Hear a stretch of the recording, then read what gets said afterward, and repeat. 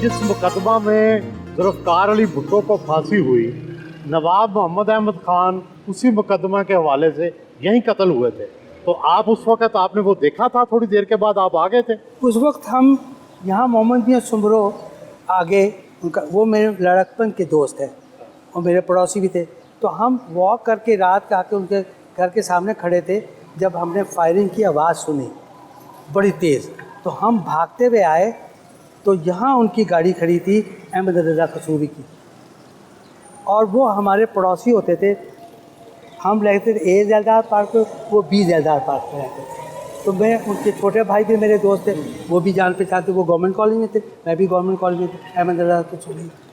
तो वो मैं जब हम पहुँचे तो वो गोलियाँ उनके वालिद को लगी हुई थी और वो इस हालत में थे कि वो किसी वक्त ख़त्म हो सकते। तो मैंने अहमद रज़ा कसूरी से कहा कि आप इनको UCH लेके फ़ौरन जाएँ, ना यहाँ कोई एम्बुलेंस आई नहीं। तो वो फिर फ़ौरन यहाँ से लेकर उनको गए। उस वहाँ पहुँचते तक वो ख़त्म हो। तो वो ये बहुत छोटा सा था और बहुत गहरा था, उसके नीचे वो अंदर छुपे हुए थे चारों लड़के FSF के। उन्होंने इस तरफ फायरिंग की तो इधर से गुजर के अहमद रज़ा कसूरी के वालिद को लगी गोलियाँ 3। तो इसलिए मैं विटनेस हो गया कि मैं आ गया और मोहम्मद मियाँ सुमरो भी मेरे साथ।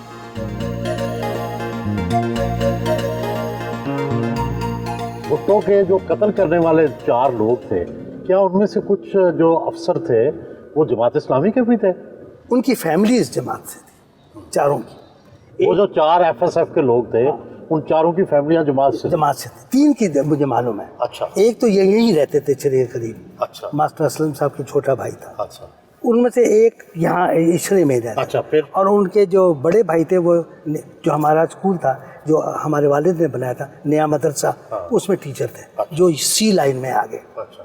तो क्या कैसे ये उनको गवाहियों के लिए कैसे तैयार किया? मियाँ साहब ने मियाँ तुफैल मोहम्मद साहब ने जनरल चिश्ती के कहने पे, जनरल चिश्ती से ने मियाँ साहब से वादा किया था कि अगर आप इन लड़कों से गवाही दिलवा दें कि भुट्टो ने इनको खुद ऑर्डर दिया था इन लड़कों को, जो वो तैयार नहीं थे देने, क्योंकि भुट्टो ने तो उनको ऑर्डर नहीं दिया था। तो वो झूठी गवाही दिलवाई जिसपे ये फांसी की सज़ा हुई थी।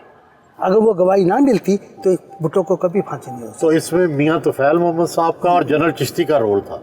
मेजर मियाँ साहब का था, और जनरल चिश्ती ज़िया-उल-हक के साथ कनेक्टेड होकर उसने ये कर, और उसने कहा था ज़िया-उल-हक फांसी नहीं देगा। फिर क्या हुआ? उन 4 को फांसी हुई। अच्छा। और उसके बाद वो ख़ानदान जो थे उनके, उन्होंने कैंप लगा लिया मंसूरे में मियाँ साहब के खिलाफ। वो सारा दिन नाराबाजी करते थे 4-5 दिन। भुट्टो की फांसी पे उनके क्या तासुरात थे? बहुत अफसरदा थे, बहुत अफसरदा थे कि उनको मालूम था ये गलत है। उन्होंने कहा ये सब गलत। मौलाना मौदूदी जो थे उनका क्या था? शेर गोई करते थे, हल्की हंसी मजाक करते थे क्या? आपको उनकी तबीयत तो मालूम है, बहुत हंसी मजाक करते थे और बहुत अच्छे वो जुमले भी पास करते थे, और बहुत जो लोग उनके करीब बैठते थे वो यानी मुस्कुराते हंसते ही रहते थे। लेकिन शेर व शायरी तो उनको बहुत, लेकिन करते नहीं थे। लेकिन इकबाल से उनका ताल्लुक़ जो था, अल्लामा इकबाल से उनका ताल्लुक़ आपको मालूम है। गुस्सा किन बातों पर आता था मौलाना मौदूदी को? बहुत सारी चीज़ों में यानी, मगर वो कभी आपे से बाहर नहीं होते थे, या कभी कोई गुस्से होंगे कोई बात कह दे। जैसे बहुत दुख हुआ था जब मियाँ साहब पे इन्होंने तशद्दुद किया था जेल में, उस वक्त उनको बहुत दुख हुआ था। उनका कि मैं किसी के लिए बददुआ नहीं करता, लेकिन भुट्टो के लिए कि मेरे दिल में से बददुआ निकलती मियाँ साहब के सुलूक में।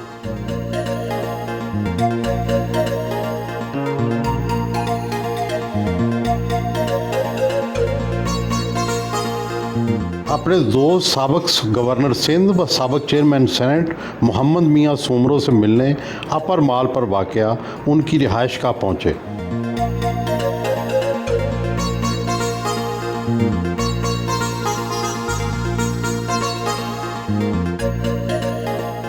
हुसैन फारूक मौदूदी साहब से आपका तल्लुक़ कब से है?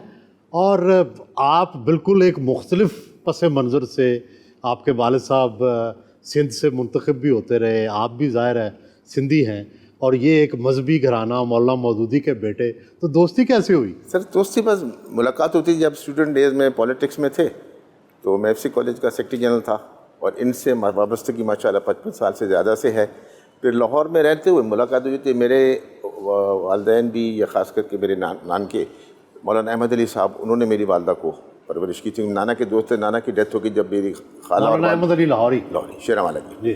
تو رشتہ بھی انہوں نے کیا, نکاح بھی انہوں نے پڑھا تھا میرے والد سے. اچھا. تو پھر وہ اس پہ, لیکن مذہب کے سوائے یہ ان کی شخصیت ایسی ہے کہ بس پھر لگاؤ. کیا ان کی خوبیاں ہیں؟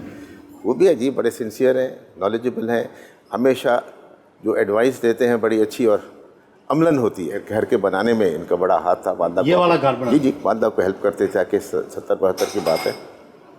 تو آگے پیچھے بھی جب بھی پھر میں باہر چلا گیا, پیچھے بھی یہ فیملی ممبر ہی تھے بہت ہی.